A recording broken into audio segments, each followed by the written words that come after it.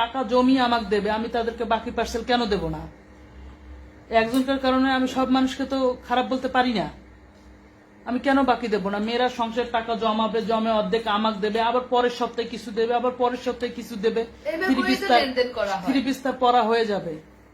Three piece আমরা তো অনেক শখের জিনিস, আমরা টাকা জমার কারণে কিন্তু নিতে পারি না মা, পড়তে পারি না। তা আমি যদি এই সুযোগটা দেই, তাহলে আমার মেয়েরাও কিছু নিতে পারছে, পড়তে পারছে, আমারও লেনদেন হচ্ছে, আমারও ব্যবসাটা চলছে, 100 টাকা আমিও লাভ পাচ্ছি।